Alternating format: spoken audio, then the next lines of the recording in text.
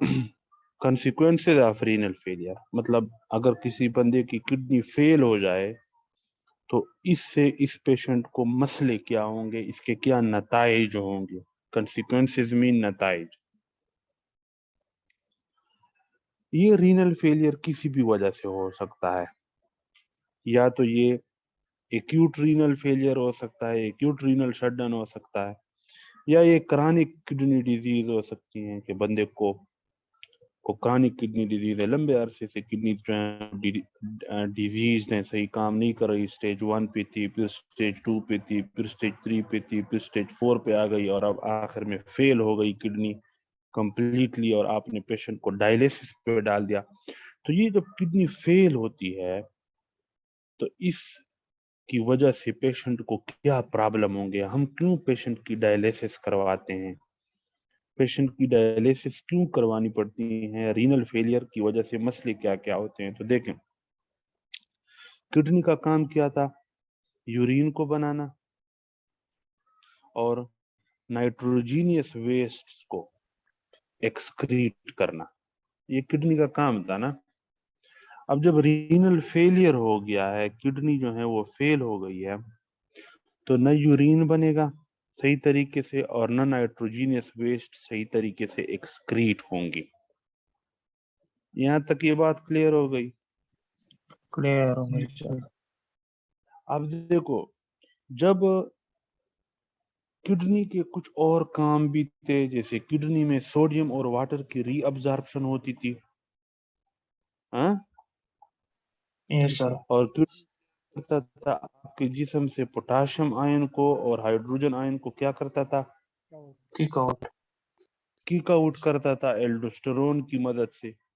तो आप देखो, जब किडनी फेल हो जाए तो क्या आप इस हाइड्रोजन आयन को किक आउट कर सकोगे? No sir. तो जब आपके जिस्म से, जब पेशेंट के जिस्म से हाइड्रोजन आयन बाहर नहीं जाएगा तो हाइड्रोजन आयन जिस्म के अंदर ज्यादा हो जाएगा ना। Yes sir. और हाइड्रोजन आयन की नेचर क्या है, ये एसिडिक इन नेचर है, तो इस बंदे में एसिडोसिस हो जाएगी और इस एसिडोसिस को हम मेटाबॉलिक एसिडोसिस कहते हैं। तो रीनल फेलियर के जो कंसिक्वेंसेस हैं, इससे जो मसले पैदा होते हैं, उसमें पहला मसला है कि इस पेशेंट को मेटाबॉलिक एसिडोसिस होती हैं। मेटाबॉलिक एसिडोसिस क्यों होती है, मैंने आपको समझा दिया कि किडनी खराब है तो किडनी हाइड्रोजन आयन को जिस्म से बाहर नहीं निकाल सकती, तो जिस्म के अंदर हाइड्रोजन आयन ज्यादा हो जाता है। Hydrogen ion acidic in nature है, हाइड्रोजन आयन ज्यादा हो गया इसका मतलब एसिड आपके जिस्म में ज्यादा हो गया, और जब एसिड ज्यादा हो जाए जिस्म में तो हम कहते हैं कि एसिडोसिस हो गई है। क्योंकि ये रेस्पिरेटरी सिस्टम की मसले की वजह से नहीं हुआ, आपके जिस्म के मेटाबॉलिज्म की वजह से हुआ, इसलिए इसको मेटाबॉलिक एसिडोसिस कहते हैं।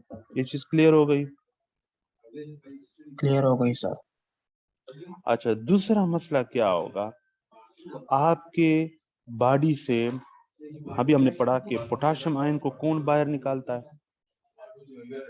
एडिशनल। किडनी निकालती है ना। एल्डोस्टेरोन किडनी के ऊपर जाके एक्ट करता है, ठीक है। तो यस अगर सर। किडनी खराब हो जाए तो आप पोटाशियम को किक आउट नहीं कर सकोगे, तो पोटाशियम सारे का सारा ब्लड के अंदर, बॉडी के अंदर जमा हो जाएगा, यानी हाइपरकिलीमिया हो जाएगा। हाइपरकिलीमिया मीन ब्लड के अंदर पोटाशियम का ज्यादा हो जाना, ठीक है। यस। यूरिया और बाकी जो नाइट्रोजीनियस वेस्ट हैं वो यूरिन की शक्ल में बाहर निकलते थे। कौन निकालता था? किडनी निकालता था। तो जब किडनी फेल हो गया तो आप यूरिया को, नाइट्रोजीनियस वेस्ट को बॉडी बाहर नहीं निकाल सकती, तो ब्लड के अंदर यूरिया का लेवल क्या हो जाता है, नाइट्रोजीनियस वेस्ट का लेवल क्या हो जाता है, ब्लड के अंदर ज्यादा हो जाता है और इसको हम कहते हैं यूरीमिया, एजोटीमिया कहते हैं। और अगर जब सिम्टोमेटिक हो जाए तो फिर हम यूरीमिया कहते हैं। समझ आइए? आइए सर। अब जिस बंदे को यूरीमिया हो जाए ना, यानी ब्लड के अंदर नाइट्रोजीनियस वेस्ट इतने ज्यादा हो जाए कि पेशेंट को सिम्पटम्स आना शुरू हो जाएं, अलामात, तो वो अलामात क्या होंगी? पहले जो पेन पे मैंने लिखा है, deposition of urea crystals in the skin, deposition of urea crystal, ये यूरिया बाहर नहीं निकल रहा है ना, ये ब्लड के अंदर जमा हो रहा है, जमा हो रहा है, जमा हो रहा है, और ब्लड इसको स्किन में भी लेके जा रही है, तो स्किन के अंदर ये क्रिस्टलाइज हो रहा है और वहां पे ये इचिंग करवाता है, तो इसलिए इस बंदे को खारिश होती है, इचिंग। इचिंग क्यों होती है इन लोगों को समझ आई है? Yes, sir. खारिश क्यों होती है?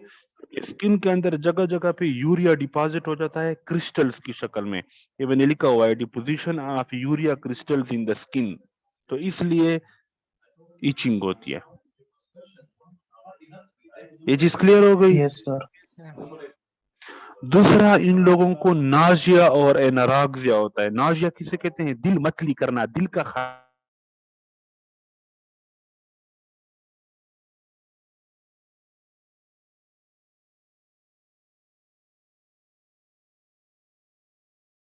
Nausea,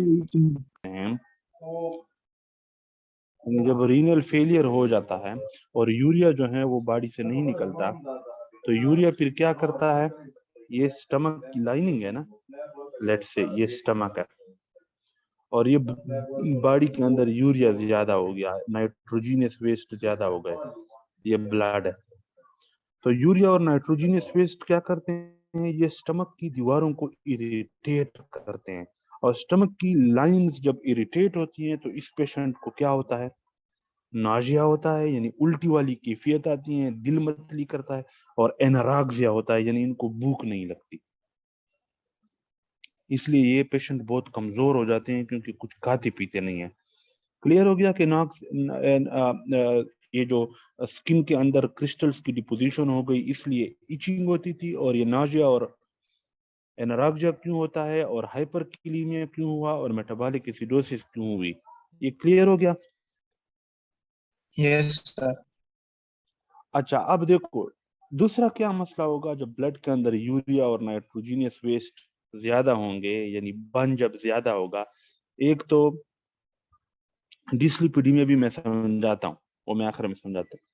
ब्लड के अंदर जब यूरिया और नाइट्रोजीनियस वेस्ट, ब्लड के अंदर जब यूरिया और नाइट्रोजीनियस वेस्ट ज्यादा होंगे तो एक तो स्किन में इचिंग होगी, हमने पढ़ लिया क्यों, नाजिया और एनाराक्सिया हो गया, हमने पढ़ लिया क्यों, पेरिकार्डाइटिस हो जाता है। देखो हमने पढ़ा हुआ है कि हमारे हार्ट की जो दीवारें हैं, लेट सपोज ये अगर हार्ट है तो हार्ट की 3 लेयर्स होती हैं, एक ये एंडोकार्डियम है, एंडोकार्डियम के बाहर जो है मायोकार्डियम होती है, मायोकार्डियम, और मायोकार्डियम के बाहर क्या होती है, Pericardium. पेरिकार्डियम।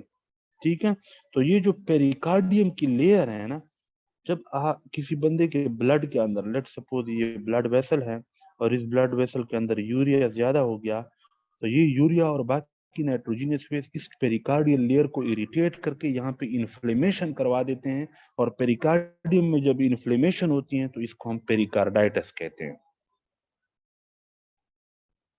क्लियर हो गया? Yes, sir.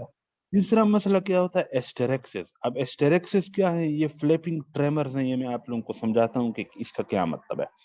एंसेफेलोपैथी, एंसेफेलोपैथी क्या, देखो ब्लड के अंदर यूरिया ज्यादा हो गया, और ये यूरिया जब ब्लड के अंदर ज्यादा हो गया तो लेट सपोज ये इस बंदे का ब्रेन है, तो ब्रेन के अंदर जब ये ब्लड के अंदर जब यूरिया ज्यादा होगा तो ये यूरिया ब्रेन के अंदर जाएगा और ब्रेन को इरिटेट करेगा, ब्रेन के अंदर प्रॉब्लम्स क्रिएट होंगी, हम कहते हैं इस बंदे को एंसेफेलोपैथी हो गई है। ठीक है, Yes, sir. पेशेंट बेहोश हो जाएगा, उल्टी सीधी बातें करेगा क्योंकि ब्रेन के अंदर यूरिया चला गया है, यूरिमिक एंसेफेलोपैथी हो गया। अच्छा, अब देखो नेक्स्ट, आपके ब्लड वेसल्स के अंदर, लेट सपोज ये ब्लड वेसल है ना, ये ब्लड वेसल है, ठीक है, अब ब्लड वेसल में लेट सपोज यहाँ पे ये जगह रप्चर हो गई, मैं इसको इस तरह ड्रा कर देता हूँ कि ब्लड वेसल में ये जगह यहाँ पे सुराख हो गया, एंडोथेलियल सेल रप्चर हो गए। अब नॉर्मल इंसान के ब्लड में क्या होता है, ये नीचे ब्लड वेसल के नीचे क्या है, बेसमेंट मेम्ब्रेन है दोनों साइडों पे। तो नॉर्मल इंसान में क्या होता है, ब्लड के अंदर जो प्लेटलेट्स होते हैं ना, प्लेटलेट्स, वो प्लेटलेट्स आते हैं और वो यहाँ पे घुसते हैं, और वो यहाँ पे 1 वॉन विली ब्रांड फैक्टर, बहरहाल वो हमारा डिस्कशन है। वॉन विली ब्रांड फैक्टर की मदद से प्लेटलेट यहाँ पे अटैच होते हैं और प्लेटलेट फिर एक दूसरे के साथ अटैच होकर यहाँ पे क्लाट बनाते हैं और इस लीक को सील कर देते हैं। समझ आई या नहीं आई? yes, लेकिन जिस बंदे को यूरीमिया हो जाएगा, यानी ब्लड के अंदर यूरिया और नाइट्रोजन ज्यादा हो जाएंगे, उसमें प्लेटलेट्स एक दूसरे के साथ नहीं चिपक सकेंगे और इस तरीके से प्लेटलेट डिसफंक्शन होगी, यानी प्लेटलेट एक दूसरे के साथ एडहियर नहीं हो सकेंगे। तो इस बंदे में ये प्रॉब्लम्स होंगी कि ब्लीडिंग का रिस्क ज्यादा हो जाएगा।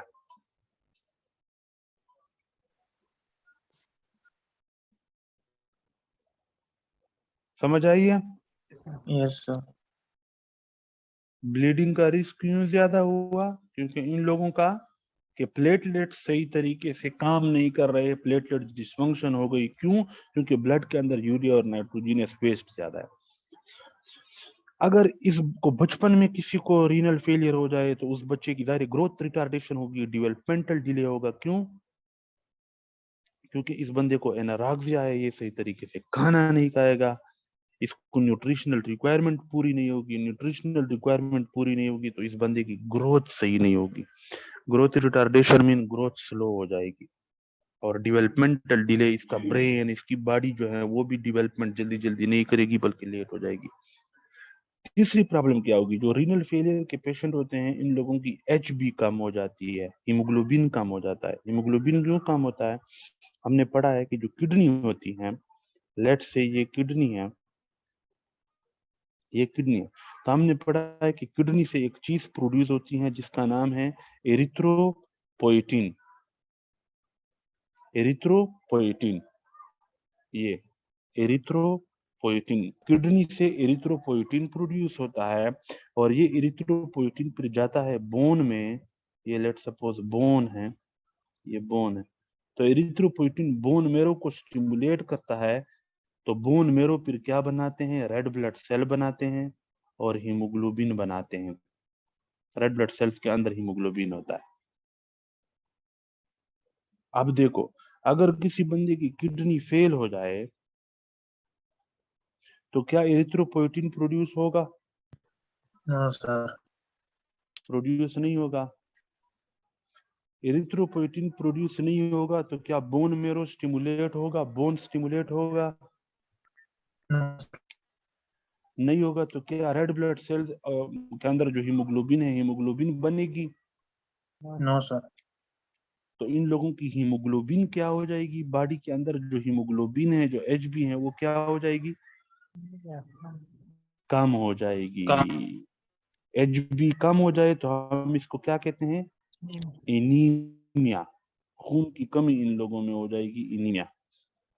इसलिए इन लोगों को आपने बाहर से एरिथ्रोपोइटिन के इंजेक्शन लगाने हैं, क्योंकि बॉडी के अंदर तो किडनी एरिथ्रोपोइटिन बना नहीं रही, तो बाहर से एरिथ्रोपोइटिन के इंजेक्शन इन लोगों को लगते हैं। यहां तक ये समझ आई है या नहीं आई?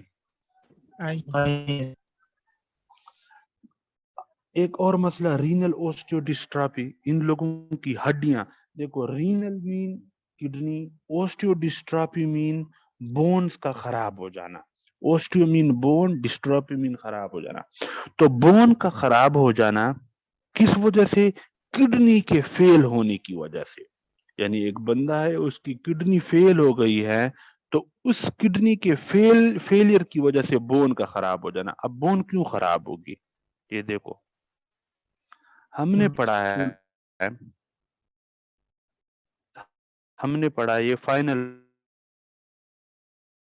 पॉइंट है, हमने पढ़ा है कि ये किडनी है ना, और ये लेट सपोज बोन है, और ये लेट सपोज ब्लड है, और ये लेट सपोज पैराथायराइड ग्लैंड है।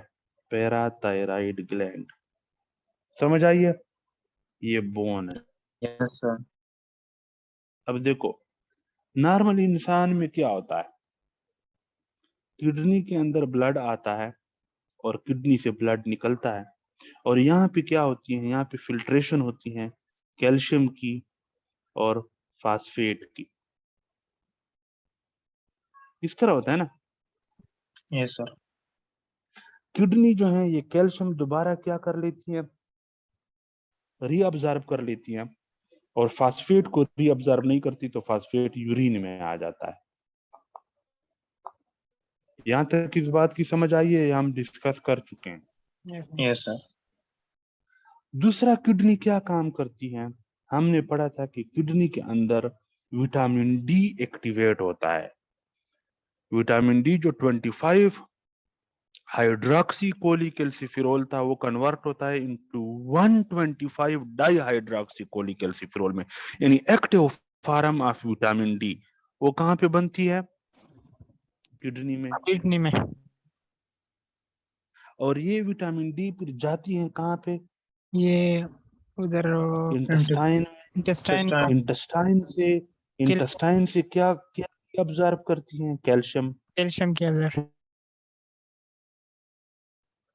कैल्शियम। अब देखो गौर से सुनो, ये ब्लड वेसल है, ठीक है, जो कि इसी ब्लड वेसल के अंदर आ रहा है। नहीं बल्कि मैं एक और काम कर लेता हूँ,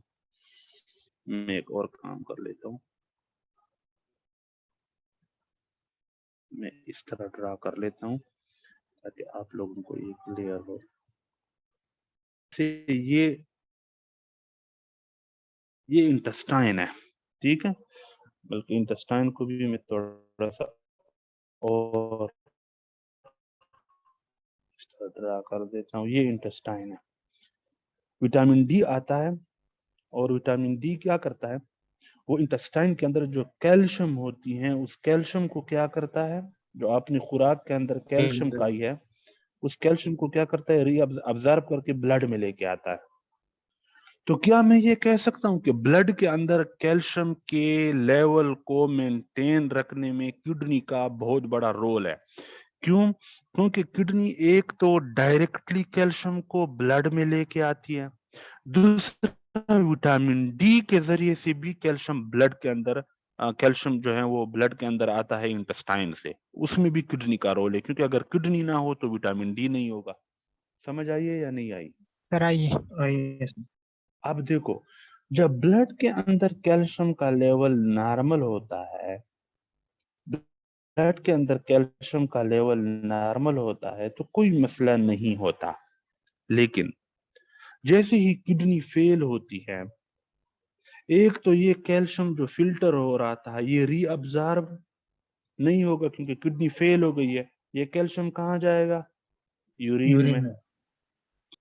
दूसरा, किडनी फेल हो गई है तो विटामिन डी प्रोड्यूस नहीं होगा, विटामिन डी प्रोड्यूस नहीं होगा तो विटामिन डी कैल्शियम इसमें इंटेस्टाइन के पास नहीं आएगा, इंटेस्टाइन के पास नहीं आएगा तो इंटेस्टाइन से कैल्शियम अब्जॉर्ब नहीं होगा।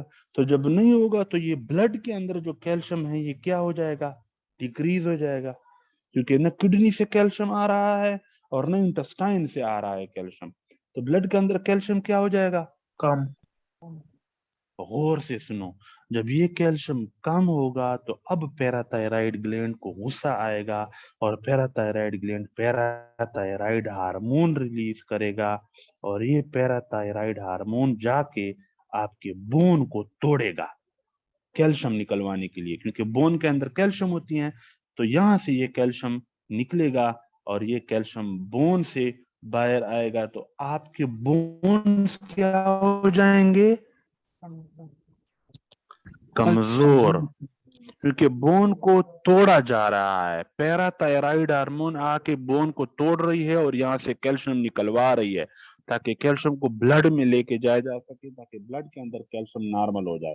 तो बोन क्या हो जाएंगी, खराब हो जाएंगी, खराब हो जाएंगी ना। Yes sir. तो जब बोन खराब हो जाए इसको हम क्या कहते हैं, ओस्टियो डिस्ट्रॉफी। अब ये ओस्टियो डिस्ट्रॉफी क्यों हुई, मसला कहाँ था, किडनी में।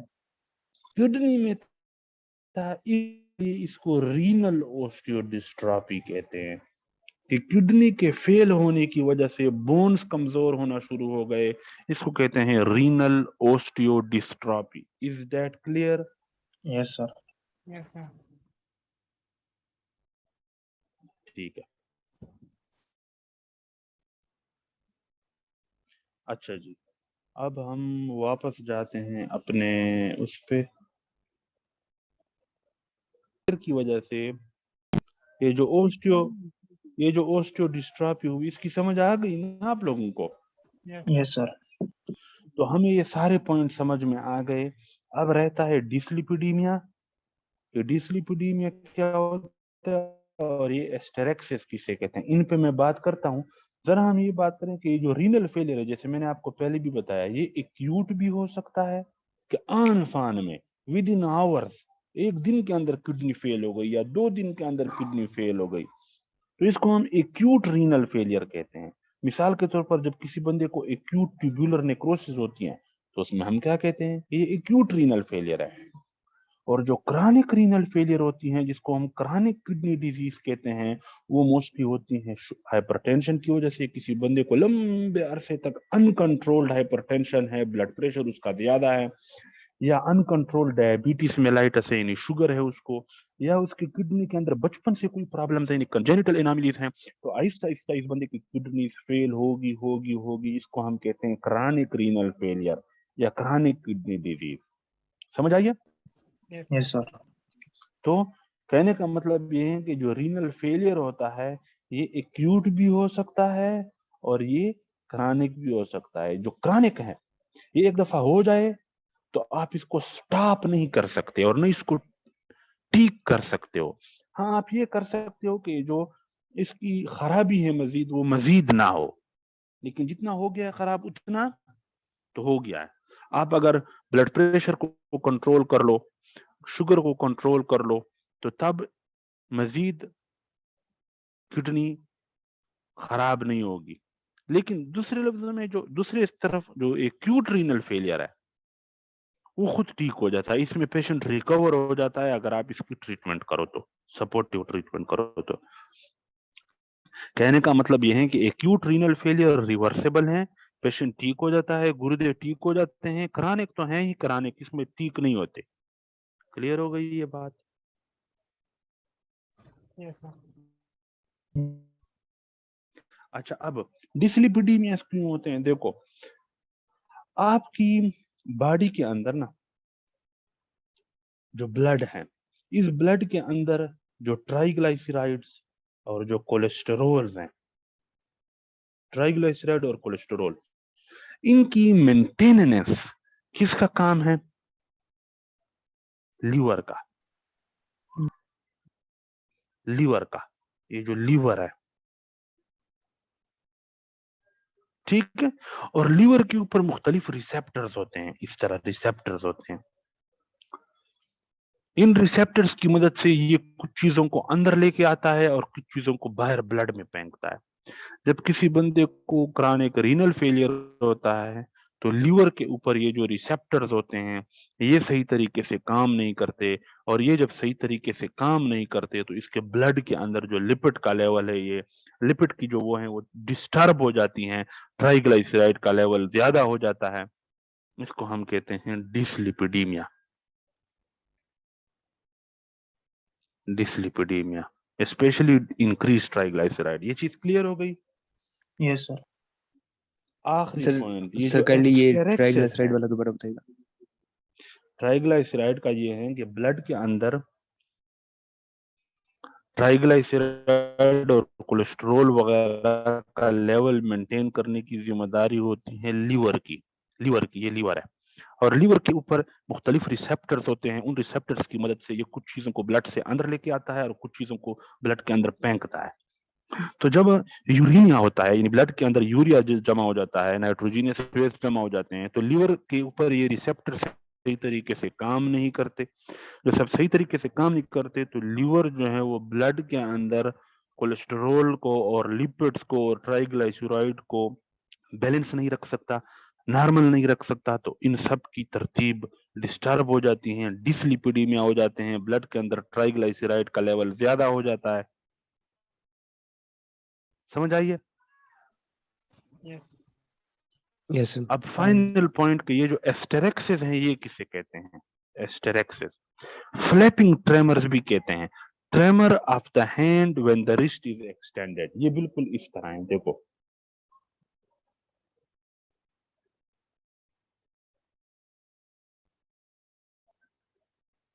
इसमें ये बिल्कुल इस तरह होता है कि लेट्स से ये पेशेंट का हाथ है ना, ये पेशेंट का हाथ है। तो जब आप पेशेंट को कहोगे कि अपनी रिस्ट जो है वो एक्सटेंड कर लो, ये रिस्ट है, ये जो कलाई है ना, कलाई रिस्ट है। तो जब एक्सटेंड करने का कहोगे ना, मतलब इस तरह करो, तो जैसे ही वो इस तरह करेगा ना, तो इसके हाथ जो है वो इस तरह हिलेंगे, ट्रेमर होंगे, इनको ट्रेमर कहते हैं, ठीक है। नहीं, आप पेशेंट को कहोगे कि अपने हाथ इस तरह सीधे करो, वो सीधे कर लेगा। फिर आप पेशेंट को कहोगे कि अपने रिस्ट को एक्सटेंड करो, तो वो जैसे ही इस तरह करेगा ना, एक्सटेंड करेगा, तो उसके हाथ जो है वो इस तरह हिलेंगे। इसको कहते हैं फ्लैपिंग ट्रेमर्स। क्लियर हो गया? Yes, sir. चलिए जी।